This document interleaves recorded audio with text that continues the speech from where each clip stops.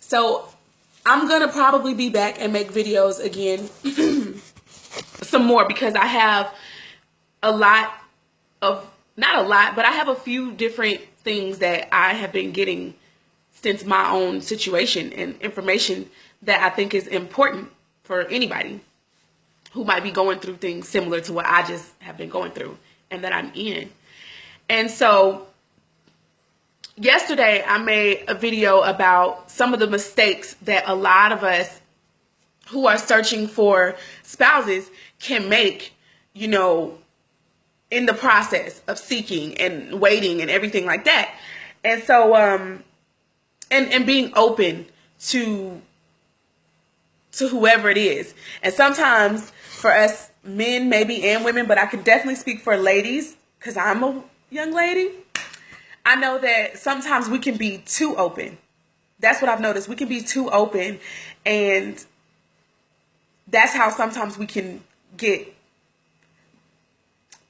deceived, if you will, because we know that it's on the way. We know it's a desire of ours, and we want to be open for it.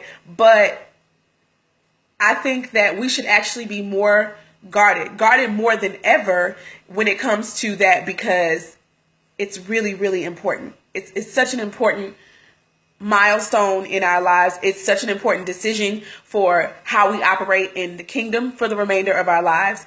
And I'm talking about the one we're in now and the one that's to come. So it's so important, is all I'm trying to say. So we should really be guarded more so, and that the only person that can really open us up is the one that's for us. But the mistake or the thing that I want to talk about, I will say, is that oftentimes when we're in a relationship or a situation, okay, where we're sharing of ourselves with someone that's not for us, a sign that we often just overlook for whatever reason. We have so many rationalizations for why we will overlook red flags, or why we will overlook things that normally we would know is unacceptable. And so this thing that I'm going to say is, if a person sees only their points of view in a relationship, like, I mean, in a very consuming way, where it's like they're not interested in the points of view that you may bring to them and to the relationship. If you have to do everything to line up with what they see as acceptable in a relationship, then I believe that they're not concerned about you. They're not concerned about you. They're concerned only about themselves. And that's not somebody that, you know, I think that the Most High would want to have for you. In fact, I'm not going to say that I think. I'm going to say that I know that's not someone that the Most High has for you. Because whoever the Most High has for you, they're going to understand that your points of view are equally important with theirs. That's kind of like how love sometimes works. They care about what you care about. Or if your cares are trivial, and I'm not trying to talk about nobody, some things that we care about, they're developed out of fear. Some points of view that we have are developed out of fear. And those things aren't really awesome. Those aren't good. They're kind of like blockers for you. You know, but love casts out all fear. So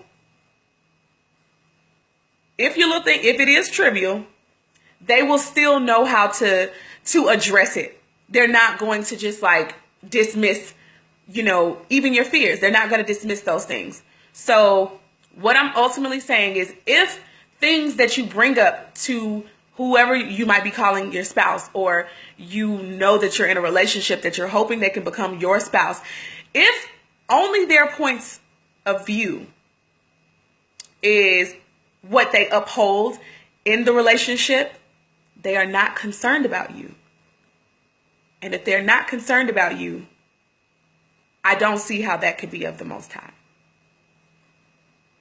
Now, maybe they are not aware that they are operating this way. So then you can pray and ask the Most High that He reveal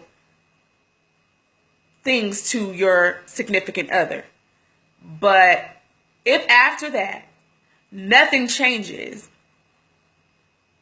and you don't see the work of the Most High in them in that way, you might want to consider that this person is not for you.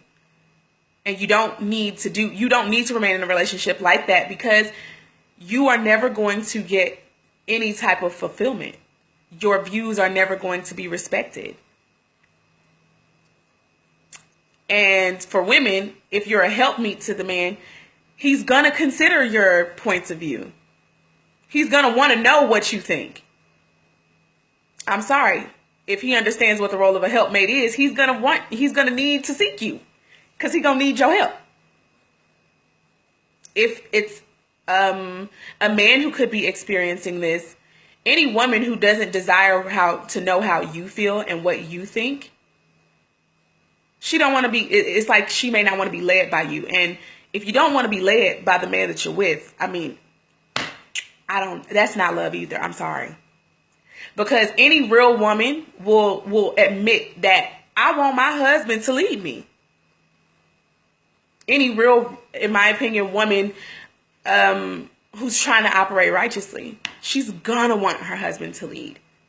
She's gonna want him to lead, and she's gonna want him to make decisions, and she's gonna want to know that he can. So if she not concerned about your point of view, no ma'am, and I mean no sir, she's not for you. So anyway, let's backtrack so we can get straight to the point.